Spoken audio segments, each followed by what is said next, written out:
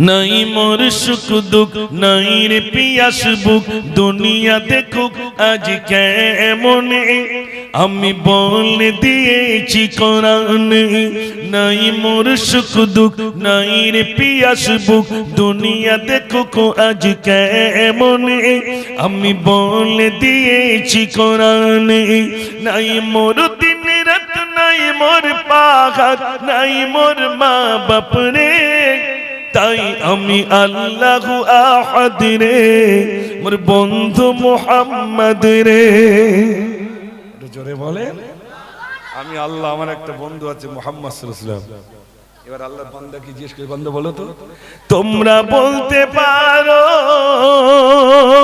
এই সাতই আসমান কেমন করি টাঙিয়ে রাখা এই আসমানের কোলে শূন্য দোলে চন্দ্র সূর্যকে পাও না দেখা আমি কত জ্ঞানী মেঘে রাখি পানি জোরে বলো না সুবহানাল্লাহ আমি কত জ্ঞানী মেঘে রাখি পানি দেখো মোর কুদরত রে তাই আমি আল্লাহু আহাদ রে মোর বন্ধু মুহাম্মদ রে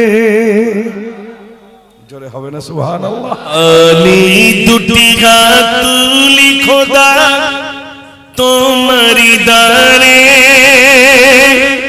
মোদের পিতাজি বিদায় নিল ক্ষমা করো তারে ছেলে বলছে যতই ডাকি আব্বা বলে দেয় না যে সারা আবার ঘিরে রেখেছে দেখি বাঁশেরি বেড়া বুকের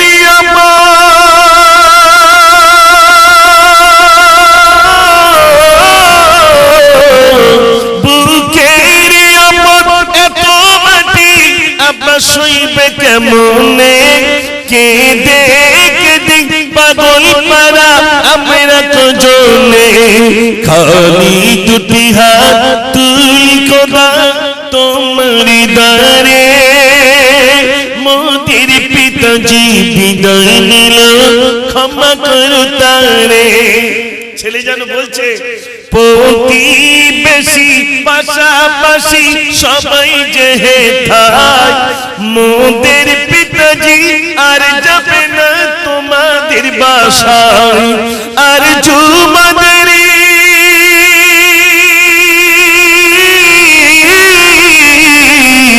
আর জুমাদের একটি কথা পিতাজি করে সবাই মিলে দোয়া করো ভাই খোদারি দারে খালি দুটি হাত তুলি খোদা তোমারি দারে মোদের পিতাজি বিদায় নিল ক্ষমা করো তারে আওয়াজ দেন নারে তাকবীর দয়ার সাগর নবী আমার প্রতি ঘরে ঘরে মধুর কলমা পড়ে নিও থাকবা নিরাপদে প্রতিদিন দৌড় পাড়ি যেতে মদিনা প্রতিদিন দৌড় পাড়ি যেতে মদিনা নজরানা ইয়া রাসূল দরুদ নজরানা নজরানা ইয়া রাসূল দরুদ নজরানা নজরানা ইয়া রাসূল দরুদ নজরানা দয়ার সাগর নবী আমার প্রতি ঘরে ঘরে মধুর কলমা পড়ে নিও থাকবা নিরাপদে প্রতিদিন দৌড় পাড়ি যেতে মদিনা প্রতিদিন দৌড়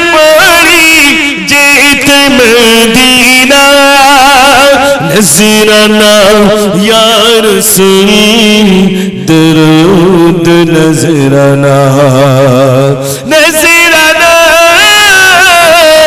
या रसूल दरूद नजराना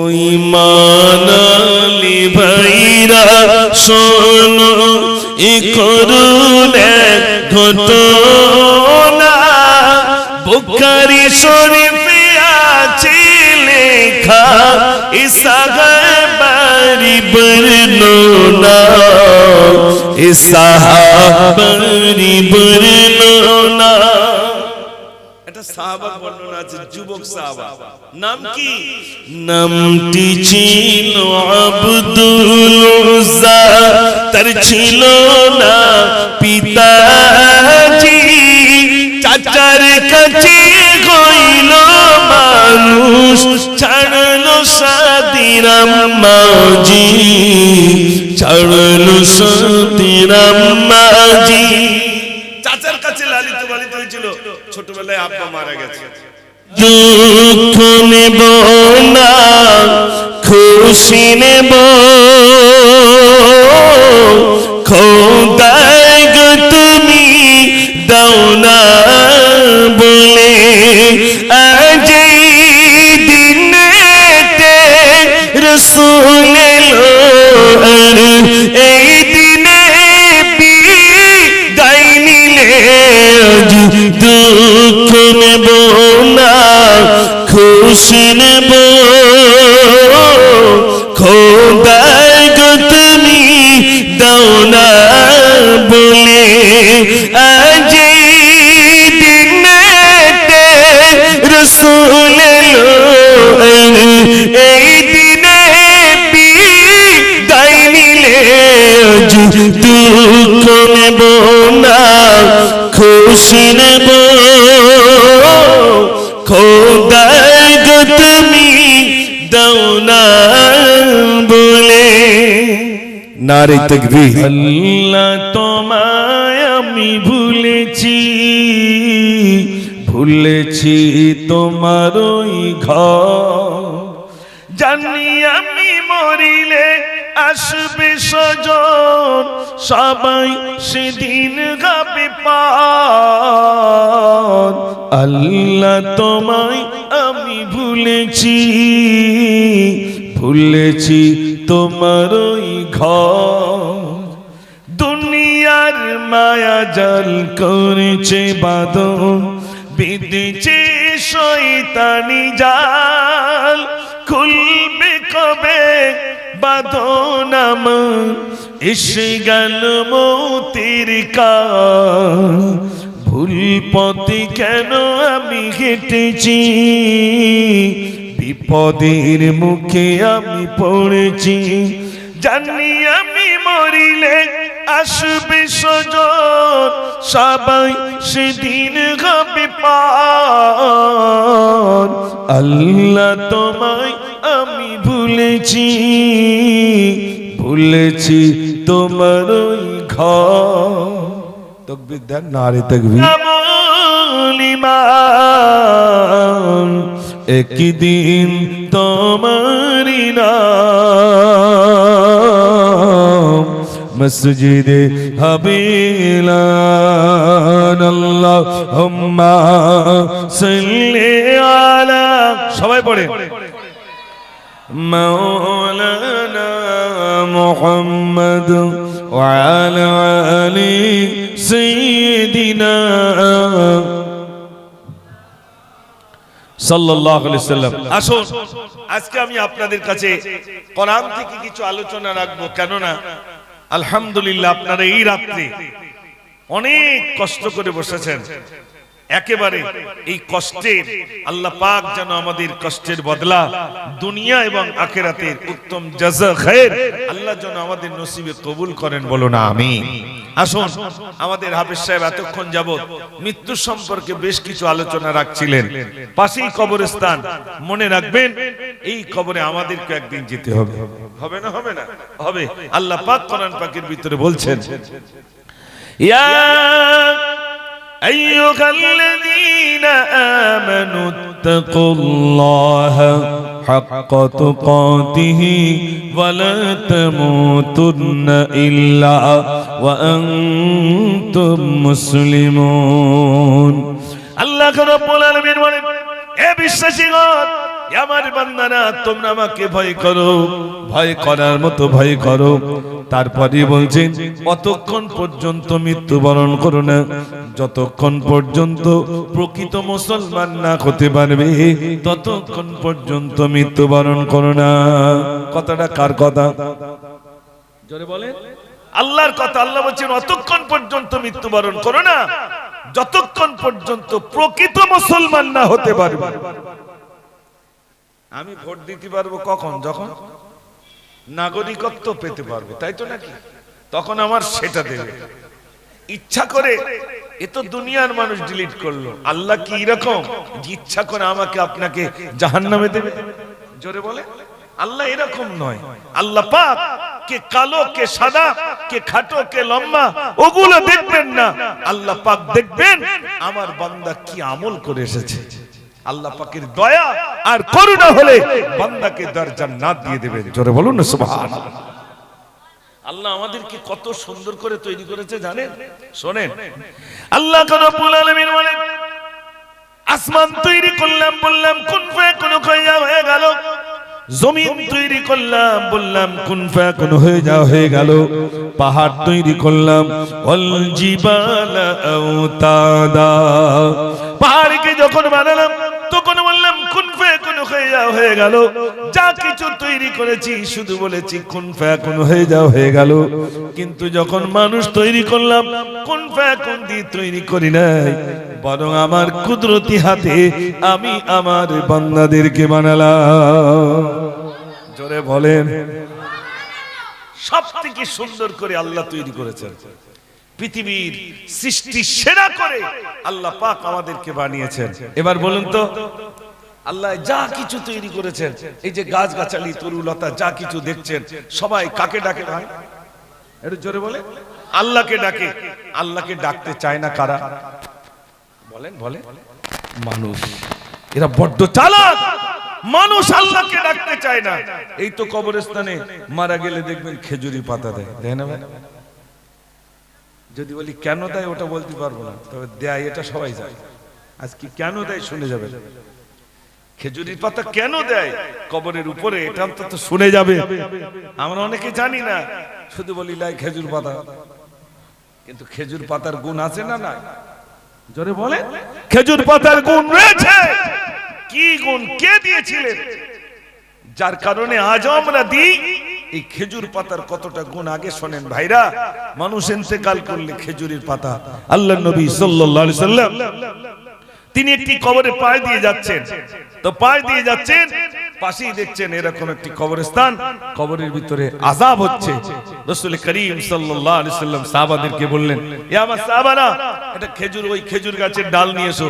যেই খেজুর গাছের ডাল আনলেন, নবীজি কি করলেন? ওই খেজুর গাছের ডালটা রোপণ করলেন। আর ওই রোপণ করায় পাতাগুলো কার জিকির করছিল? আল্লাহর জিকির করছিল। তার রূহে বকশিশ হয়েছে, কবরে আযাব মার্জনা হয়ে গেছে। জোরে বলুন সুবহানাল্লাহ। ভাইরা, তাহলে পৃথিবীর সবাই আল্লাহকে আল্লাহ বলে ডাকে। আল্লাহ বলে ডাকে না কারা ভাই? একটু জোরে বলে। আল্লাহ বলে ডাকতে চায় না হলো মানুষ। মানুষ বড় চালাক। এইজন্য আল্লাহ রাব্বুল আলামিন যুগে যুগে নবী প্রেরণ করেছেন। নবীরা মানুষদের কাছে নসিহত করেছেন, ইয়া আইয়ুহান নাস, হে মানব সকলেরা, কুলু লা ইলাহা ইল্লাল্লাহ তুফলিহুন, তোমরা বলো আল্লাহ ছাড়া কোনো মাবুদ নাই। সকল নবী এক আল্লাহর দাওয়াত দিয়েছেন।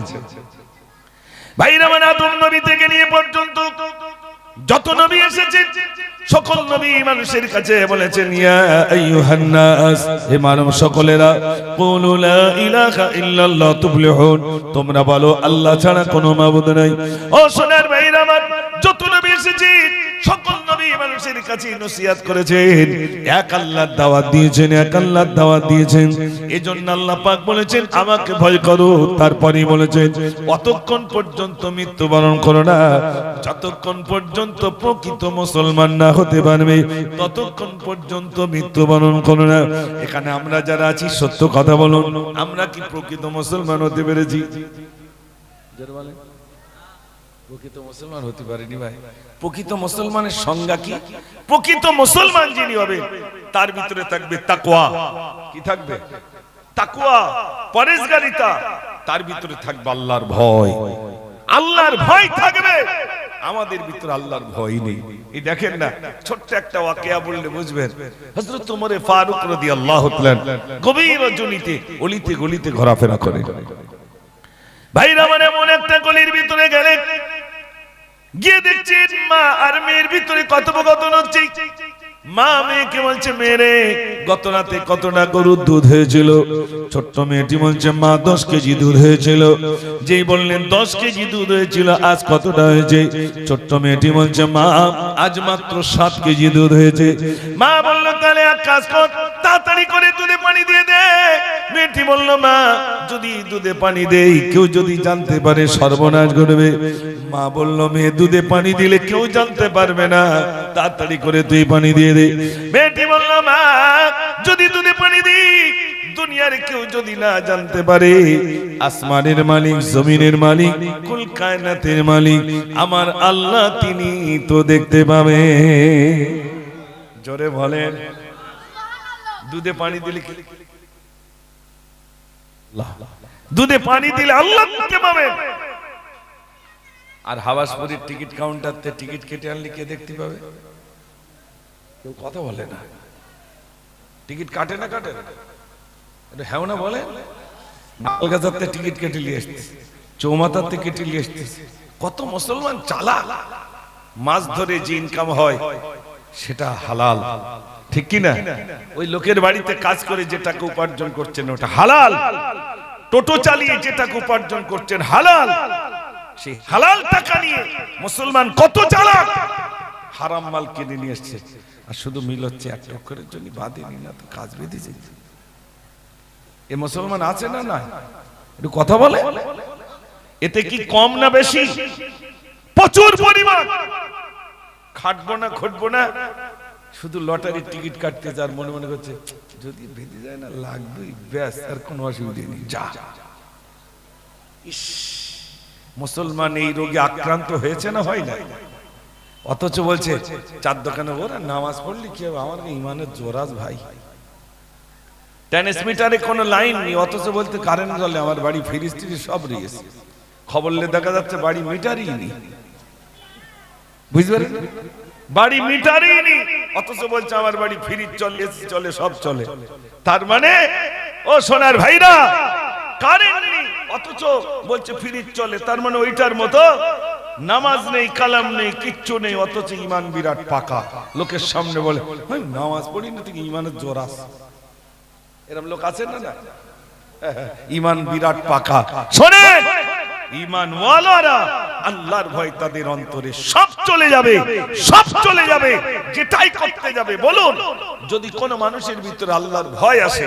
আমি একটা গজলের ভিতর লিখেছিলাম, মাঝে মাঝে একটু না বললে আর এইসব প্লেয়ার বসে তো এরা উঠে যাবে, এই জন্য একটুখানি বললাম। আমি একটা গজল লিখেছিলাম, আল্লাহ তোমায় আমি ভুলেছি, ভুলেছি তোমার ওই ঘর, জানি আমি মরিলে আসবে স্বজন, সবাই সেদিন গাবে পার। আল্লাহ তোমায় আমি ভুলেছি, ভুলেছি তোমার ওই ঘর, দুনিয়ার মায়া জাল করেছে বাঁধন, বিঁধেছে শয়তানি জাল, খুলবে কবে বাঁধন আমার, এসে গেল মৌতের কাল, ভুল পথে কেন আমি হেঁটেছি, বিপদের মুখে আমি পড়েছি, জানি আমি মরিলে আসবে স্বজন, সবাই সেদিন হবে পার। আল্লাহ তোমায় আমি ভুলেছি, ভুলেছি তোমার ওই ঘর। তাকবীর দেন, নারে তাকবীর, সবাই মিলে দেন নারে তাকবীর। আল্লাহকে ভুলে গেছে, আল্লাহর ভয় আমাদের অন্তরের ভিতরে নাই।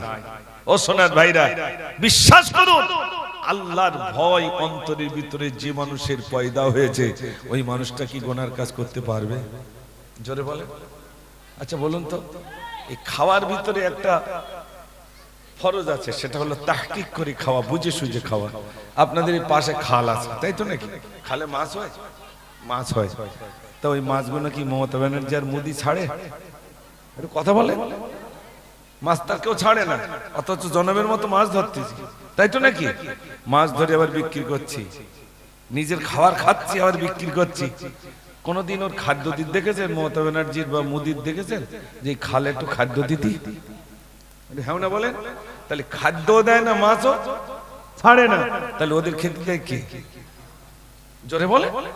তা ওদের যদি আল্লাহ খেতে দেয়, তা আমার আর আপনার মমতার মোদি দেবে নাকি? কে দেবে?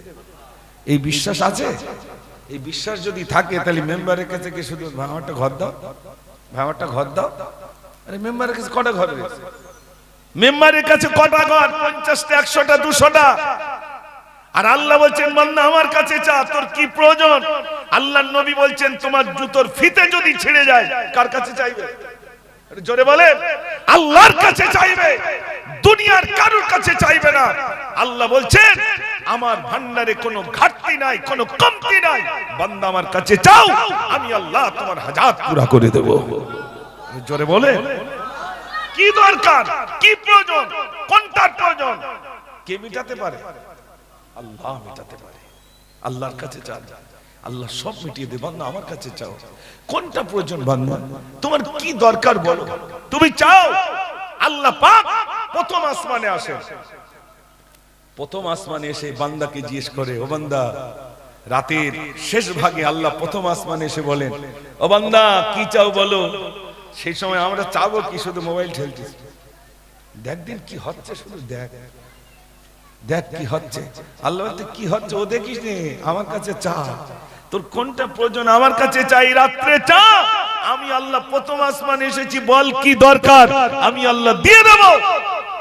আল্লাহর কাছে চাই না আমরা, চাওয়ার মতো আল্লাহর কাছে চাই না। আল্লাহ বলছে, বান্দা আমি তোমাকে সৃজন করেছি, সবথেকে সুন্দর করে আমি আল্লাহ তৈরি করেছি। আমি হলাম ইন্নাল্লাহা আলা কুল্লি শাইইন কাদির, আমার মতো ক্ষমতা কারোর নাই। আমি শুধু বলবো কুন ফায়াকুন হয়ে যাও, সঙ্গে সঙ্গে তা হয়ে যাবে। একটু জোরে বলুন না সুবহানাল্লাহ। আমি একটা গজলের ভিতর লিখেছিলাম, মহান রবের পরিচয় দিতে গিয়ে লিখেছিলাম, নাই মোর সুখ দুঃখ, নাই রে পিয়াস বুক, দুনিয়া দেখুক আজ কেমনে, আমি বলে দিয়েছি কোরআনে। নাই মোর সুখ দুঃখ, নাই রে পিয়াস বুক, দুনিয়া দেখুক আজ কেমনে, আমি বলে দিয়েছি কোরআনে। নাই মোর দিন রাত, নাই মোর পাহাড়, নাই মোর মা বাপ রে, তাই আমি আল্লাহু আহাদ রে, মোর বন্ধু মুহাম্মদ রে। জোরে বলে। আমি আল্লাহ, আমার একটা বন্ধু আছে মুহাম্মদ সাল্লাল্লাহু আলাইহি ওয়াসাল্লাম। এবার আল্লাহর বান্দাকে জিজ্ঞেস করে, বান্দা বলো তো, তোমরা বলতে পারো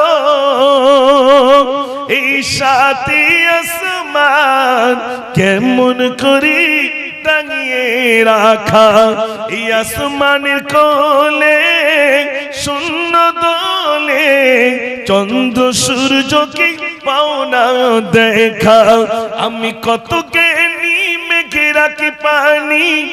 জোরে বলুন না সুবহানাল্লাহ। আমি কত জ্ঞানী মেঘে রাখি পানি, দেখো মোর কুদরত রে, তাই আমি আল্লাহু আহাদ রে, মোর বন্ধু মুহাম্মদ রে। জোরে হবে না সুবহানাল্লাহ। আল্লাহ বলছে, সব আমি তৈরি করেছি, বান্দা আমাকে ডাকো। আমি কাউকে গরিব করেছি, কাউকে ধনী করেছি, বান্দা এই সব আমি তৈরি করেছি। তবে বান্দা শোনো, আমি গরিব এজন্য করেছি তোমাকে আগে দেওয়ার জান্নাত দেব বলে। বলুন তো, আমরা যখন মেয়ে বিয়ে দেই, ধনী বাড়ি দেই না গরিব বাড়ি দেই? কথা বলে স্বাভাবিক। আবাসপুর যেন দুটো দোকান থাকে, ব্রিজের এপারে না ওপারে, তাহলে কাজ বেঁধে যাবে। যদি একটা বিল্লাস থাকে, ওই সর্বনাশ, বিরাট ব্যাপার। ঠিক কি না? চারটে গাড়ির মালিক, বিরাট ব্যাপার। আর ওই গরিব হতো আলাদা। আচ্ছা বলেন তো, আল্লাহর নবী সাল্লাল্লাহু আলাইহি সাল্লাম কলিজার টুকরি মেয়েটাকে কত ধনী বাড়ি দিয়েছিলেন? একজি চুপ কর, কচি একটু চুপ কর। কত বড় তীর্থে নবীজি মেয়েটা বিয়ে দিয়েছিলেন। শোনেন ভাইরা আমার, বিশ্ব নবী সাল্লাল্লাহু আলাইহি ওয়াসাল্লাম কলিজার টুকরি মেয়ে ফাতিমাতুজ জাহরা রাদিয়াল্লাহু তাআলাকে বিবাহ দেবেন বলে এলান করে দিলেন। আমার কলিজার টুকরি মেয়েকে আমি বিবাহ দেব। মদিনার অলিতে গলিতে থেকে যুবক আসতে শুরু হলো, ইয়া রাসূলুল্লাহ আমার সঙ্গে কে বিয়ে দেবেন? আল্লাহর নবী বললেন না না না। সবাই ফিরে চলে গেল, সবাই ফিরে চলে গেল। ও সোনার ভাইরা, হযরত আবু বকর সিদ্দিক রাদিয়াল্লাহু তাআলা ভাইরা আমার হযরত আলীকে ডাক দিয়ে বললেন, আলী শোনো শোনো, ও আলী শোনো শোনো। সবাই তো প্রস্তাব দিল, ফিরে চলে এলো, কারোর প্রস্তাব নবীজি সমর্থন করে নাই। আমার মনে হয় তোমার প্রস্তাবটা আল্লাহর নবী সমর্থন করবেন। ভাইরা আমার হযরত আলী বললেন, আমি এত গরিব, আমি নিঃস্ব গরিব, আমি কেমন করে আল্লাহর নবীর কাছে গিয়ে বলবো? তুমি বরং আমার পক্ষ থেকে যাও। হযরত আবু বকর বললেন, না, বিয়ে করবে তুমি, আমি কেমনে যাব? তুমি যাও। হযরত আলী রাদিয়াল্লাহু তাআলা আল্লাহর নবীর কাছে এলেন। আসসালাতু ওয়াসসালামু আলাইকা রাসূলুল্লাহ, আসসালাতু ওয়াসসালামু আলাইকা হাবিবাল্লাহ। একটা কথা বলার জন্য আমি আপনার কাছে এলাম। আল্লাহর নবীর কাছে বলছেন, ইয়া রাসূলুল্লাহ একটা কথা বলার জন্য আমি এসেছি, কিন্তু আমার লজ্জা পাই বলে আমি বলতে পারি না। আল্লাহর নবী বললেন, আলী রে, লজ্জা যদি পাই তাহলে কেন তুমি বলতে এসেছো? বলো বলো বলো বলো, কি কারণে তুমি এসেছো? বলো কি হয়েছে বলো। আল্লাহর নবী সাল্লাল্লাহু আলাইহি ওয়াসাল্লাম কি হযরত আলী বললেন, ইয়া রাসূলুল্লাহ শুনেছি আপনি ফাতেমাকে বিয়ে দেবেন। ফাতেমা যদি বিয়ে করতে রাজি হয়, আমি আলী বিয়ে করতে রাজি হয়ে গেলাম।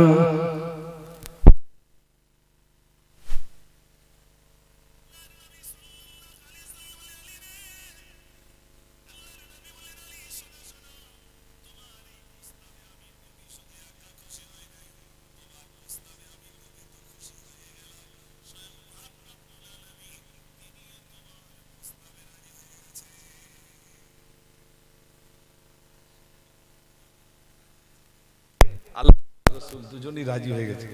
এখন বিয়ে হবে, কিন্তু মোহরানার পয়সা নেই। মোহরানা বোঝেন তো? আমাদের দিকে যেমন চাচা মরে গেলে চাচির কাজ যেতে হয়, চাচি তাই সে দেনমোহর শোধ করেছে। চাচি তখন বলে, তোর চাচা কি আর দিতে পারবে? তার মানে দিয়েছ বলে মনে হয়, দেয়নি। তার মানে চাচা মরলেই চাচির কাছে আগে ছুটে যেতে হচ্ছে মোহরানা শোধ করেছ কিনা। অথচ চলে যাচ্ছে মোহরানা শোধ হয়েছে কিনা।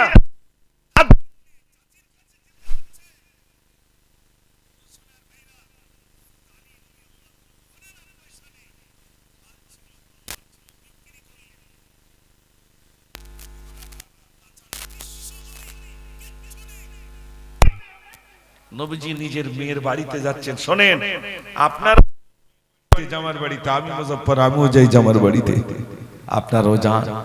নবীজি যাচ্ছেন জামার বাড়িতে। চলো, একজন সাহাবাকে বলছে, চলো আমার জামার বাড়ি থেকে একটু ঘুরে আসি। ভাইরা আমার, ফাতেমার ঘরের দরজার সামনে চলে এলেন। নবীজি ফাতেমাকে ডাক দিচ্ছেন, ও ফাতেমা, ফাতেমা, আমি তোমার আব্বা জান চলে এলাম, দরজা খোলো। ফাতেমা তুজদার রাদিয়াল্লাহু তাআলা ঘরের ভিতর থেকে আওয়াজ দিচ্ছেন, আব্বা এখন ঘরের ভিতর প্রবেশ করবেন না। আমার বাড়িতে একটাই কাপড় ছাড়া দ্বিতীয় কাপড় আমার বাড়িতে নাই।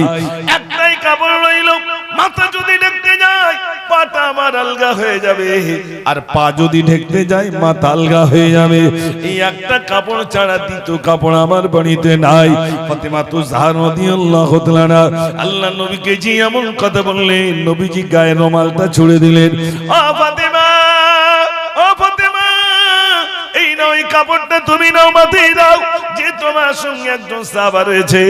বিশ্বনবী সাল্লাল্লাহু আলাইহি সাল্লাম ফাতেমাকে ডাক দিলেন, সান্ত্বনা দিচ্ছেন, ফাতেমা শোনো, ও ফাতেমা শোনো, শোনো ফাতেমা, দুনিয়া থেকে সকলকে বিদায় হতে হবে, এই দুনিয়া ছেড়ে সকলকে চলে যাওয়া লাগবে। ফাতেমা শোনো, শোনো, তুমি যদি এমন কষ্ট করে আসতে পারো, বাপ তার মেয়েকে সান্ত্বনা দিচ্ছে, মা শোনো, এমন কষ্ট করে যদি তুমি আসতে পারো, যত নারী জান্নাতি হবে তাদের সরদারিনী করে আল্লাহ রাব্বুল আলামিন সেদিন তোমাকে তুলবে। জোরে বলেন। নিজের মেয়েকে সান্ত্বনা দিচ্ছেন, মা এই কষ্ট করে তুমি এসো মা। আর আমাদের হলে কি হবে, দেখে দেখে আমার ছেলে দিছি, সেটা একটা কিছু দিতে পারে না। আচ্ছা সত্যি কথা বলো, মেয়ের যখন দিই তখন একবারও জিজ্ঞেস করি, খোকা তুমি নামাজ পড়ো কিনা, জিজ্ঞেস করি ভাই, জোরে বলে। আগে জিজ্ঞেস করি তুমি কি করো, তা যদি বলে আমি মোটামুটি অমুক জায়গায় আমার এই আছে, দুটো চারটে ইট ভাটা আছে, একটু ঘোলা পানি খায়, কিন্তু তো অসুবিধে নেই। ঘোলা পানি বোঝেন তো, ঘোলা পানি যদি একটু খায় কিন্তু তো অসুবিধে নেই। কেন বলেন তো, পয়সা আছে। একবারও জিজ্ঞেস করে না খোকা নামাজ কালাম পড়ো, জিজ্ঞেস করে না। করে বলে শোনেন, এক রাজামশাই মেয়ে বিয়ে দেবে, তো মেয়ে বিয়ে দেবে, সব এলান করে দিয়েছে আমার মেয়ে বিয়ে দেবো। সবাই মেয়েটা আমার সঙ্গে দেবে, আমাকে দেবে। রাজামশাই বলছে তুমি নামাজ পড়ো, বলছে না, তাহলে মেয়ে দেবো না।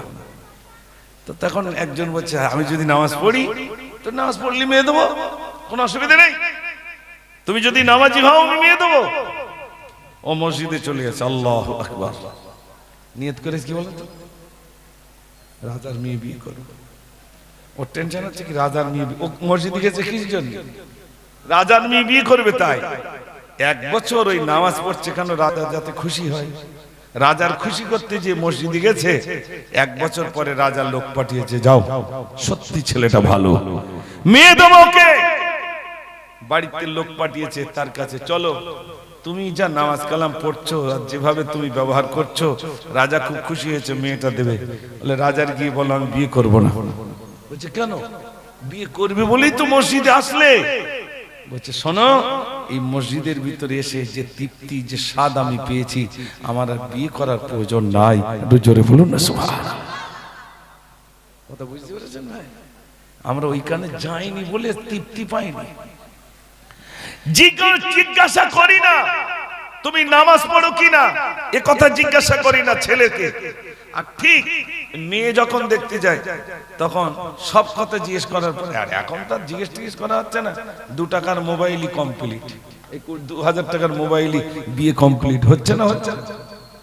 সব বুকিং, সব কি ভাই, সব বুক হয়ে গেছে। মেয়ে দেখতে যাবে, বল ভাই হবে না, বুক হয়ে গেছে। ওখানে যান, ভাই এটা বুক হয়ে গেছে। ঠিক বলছি না ভুল বলছি? রাগ করছেন আপনার? আমি একটু ডাইরেক্ট কথা বলি বলে অনেকে রেগে যায়। বিশ্বাস করুন, আমরা আমাদের মেয়েগুলোকে শেষ করে ফেলছি, শেষ করে দিচ্ছি, নিজেরাই পঙ্গু করছি, নিজেরাই নিজেদের কলিজার টুকরি মেয়েগুলোকে নিজেরা হাতে করে শেষ করছি। নিজে বাপ হিসাবে আমার মেয়েটাকে একদিনও বলি না মা এটা তোমার দ্বারাই শোভা পায় না, শরীয়তের গর খেলাফ, তুমি যেভাবে চলছো শরীয়ত তোমাকে সম্মতি দেয়নি, তোমার জন্য আমার কবরে আযাব ভোগ করতে হবে। হবে না, হবে না ভাই? জোরে বলে। ওই মেয়েটার জন্য, ওই ছেলেটার জন্য আমার কবরে সেদিন আমার আযাবে গ্রেফতার হতে হবে ভাই। ও সোনার ভাই আমার, বলছিলাম আমি বিয়ের কথা বলছিলাম, ফাতিমা তুজদার রাদিয়াল্লাহু তাআলাকে বিবাহ হয়ে গেল, গরীব বাড়িতে বিয়ে হলো। নবী সান্ত্বনা দিচ্ছেন, ফাতিমা শোনো, তুমি গরীব আলোতে যদি দিনটা কাটাতে পারো, আল্লাহ রাব্বুল আলামিন যত নারীকে জান্নাতে দেবেন তাদের সরদারিনী করে আল্লাহ রাব্বুল আলামিন তোমাকে তুলবে। ও সোনার ভাইরা আমার, আজ বলুন আমাদের ঘরে টাকা রয়েছে, সব রয়েছে, কিন্তু শান্তি নাই। ফাতিমার বাড়িতে ছিল শান্তি, কাপড় ছিল না অথচ ছিল শান্তি। ভাইরা আমার, গরিবের ঘরে রয়েছে শান্তি, বিরাট টাকার মালিক অথচ শান্তি নাই, শান্তি নাই। এখানে অনেক ভাই রয়েছেন, বিশ্বাস করুন, একজন গরিব মারা যায়, ওই দেখা যায় মুদিখানায় 2000 টাকা বাকি, চার দোকানে হয়তো 400 টাকা বাকি, আর কাপড়ের দোকানে হয়তো 500 টাকা বাকি। এরকম খুব জোর হাল্লি যদি ইন্তেকাল করার আগে বাকি থাকে, খুব জোর যদি হয় তাহলে হয়তো 1000-10 টাকা, তার বেশি না। ঠিক বলছি না? খুব যদি বাকি থাকে হাবাসপুরি, চৌমাথা, মাগালগাছা এরকম আশেপাশে ধরি, তাও লোক বলে যাকে গরিব মানুষ চাটা খেতো, আমার এখানে আসতো, 500 টাকা পাই, আল্লাহর রাস্তায় ক্ষমা করে দিস। গরিব মানুষ মারা গেছে 5,000, 7,000, 10,000, ঠিক বলছি না ভুল বলছি? বিরাট টাকার মালিক মারা গেছে। এখন মারা যাওয়ার পরে জানাজা নামাজে কিন্তু দেখবেন বলবে ইমাম সাহেব, ভাই যদি টাকা পয়সা কিছু পেয়ে থাকেন এই ছেলে দিয়েছে বলবেন, দিয়ে দেবে। বলে না বলে? বলে। ঠিক মরে যাওয়ার মাটি টাটি হয়ে গেছে, 4-5 দিন পরে পাওনাদার এসছে, খোকা এই দেখো তোমার বাপের হাতে লেখা, তোমার বাপের কাছে 3 লাখ পাই। কত ভাই? 3 লাখ পাই, তা দেখো তুমি কিছু করতে পারো কি?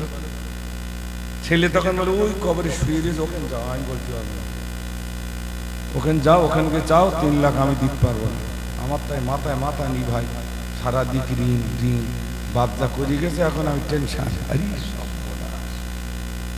ছেলে ঘুরে শুয়েছে, আমি দিতে পারবো না। আমার কথা রাগ করছে? এরকম ছেলে আছে না? না, কবর দেখিয়ে দেয়, ওই জায়গায় যাও, ওখানকে টাকা চাও, আমি সব দিতে পারবো না। আচ্ছা, কথা বলে ঋণ করেছে কার জন্য? ছেলের এই জন্য। সেই ছেলে বলছে ওখানে গিয়ে চাও। বলুন, এই লক্ষ লক্ষ টাকা ঋণ করে যে আমি ইন্তেকাল করলাম, ওই টাকা আমাকে পরিশোধ করতে হবে না? হবে না? জোরে কথা বলে। তা সেখানে তো টাকা নেই, আমি কার কাছ থেকে টাকা নেবো? কে দেবে আমাকে? আমার কি করে শোধ করতে হবে? আমার এই নামাজ, আমার এই রোজা কাটা যাবে, আমার এই হজ কাটা যাবে, আমার দান খায়রাত কাটা যাবে, আমার ভালো আমলগুলো কাটতে কাটতে কাটতে সেগুলো তাদের পূরণ করতে হবে। দেখা যাবে শেষ বেলায় আমি এরকম হচ্ছে কেন? আমল নিয়ে আমাকে উঠতে হবে। এই জন্য আমার ভাইরা, ইন্তেকাল প্রত্যেককে করা লাগবে। মনে রাখবেন, ইন্তেকাল প্রত্যেকেরই হবে না? হবে না? জোরে বলেন। আজ নয় কাল, কাল নয় পরশু আমার মরণ হয়ে যাবে। ফাইদা জাজালহুম লা ইস্তাখিরুনা সাআতান ওয়া লা ইস্তাকদিমুন। একটা সেকেন্ড আগে নয়, একটা সেকেন্ড পরে নয়, ঠিক নির্বাচিত সময় আমার আপনার মৃত্যু হয়ে যাবে। ও সোনার ভাইরা, আমার মৃত্যুর হাত থেকে কেউ রেহাই পায়নি, পাবে না। মৃত্যুর হাত থেকে কেউ রেহাই পায়নি, আর পাবে না। মরণ আসবে, আসবে, রেহাই নাই। কখন মরণ আসবে কেউ জানি না, জানি না। ভাইরা আমার, বসে আছেন আল্লামা ইহিদ, আল্লামা রুহুল আমিন সাহেব রাহমাতুল্লাহ আলাইহি। এত বড় আলেম ছিলেন, জানার সম্পর্কে শুধু আমি কেন, বরং পাশেই মাখালগাছা চাঁদপুরের মুফতি সাহেব পর্যন্ত বলছেন তারার মতো সমপরিমাণ আলেম এখনো পর্যন্ত বাংলায় জন্ম নাই। এখনো পর্যন্ত ওরকম আলেম বাংলায় জন্ম নেই না। কি করে বললেন? যে না, তানার কিতাব প্রমাণ দিচ্ছে তিনি কত বড় মাপের আলেম ছিলেন। একটু জোরে বলুন না সুবহানাল্লাহ। ভাইরা আমার, হুজুর আল্লামা লিখেছেন, হুজুর আল্লামা লিখেছেন, মানুষের যখন ইন্তেকাল হয়ে যায়, ইন্তেকালের সময়, ও ভাইরা আমার, ইন্তেকালের মুহূর্তে কেমনে বুঝবে যে ইন্তেকাল হয়ে যাবে? হুজুর আল্লামা লিখেছেন কিতাবের ভিতরে, ভাইরা আমার, কান পটিটা চেপে যাবে, গলার ভিতরে ঘড়ঘড়িনে আওয়াজ আসবে, চোখের উপরে গলাতে পর্দা এসে যাবে। তখন বুঝতে হবে আর হবে না, আর হবে না। ওই মানুষটার ইন্তেকাল হয়ে যাবে। ওই সময় এত কষ্ট হবে, এত কষ্ট হবে, পানির পিপাসা আর এত কষ্ট হবে। ভাইরা আমার, সন্তান পানি অর্থাৎ তুলো ভিজিয়ে, কাপড় ভিজিয়ে ঠোঁটে পানি দেবে। শয়তান এসে বলবে, শয়তান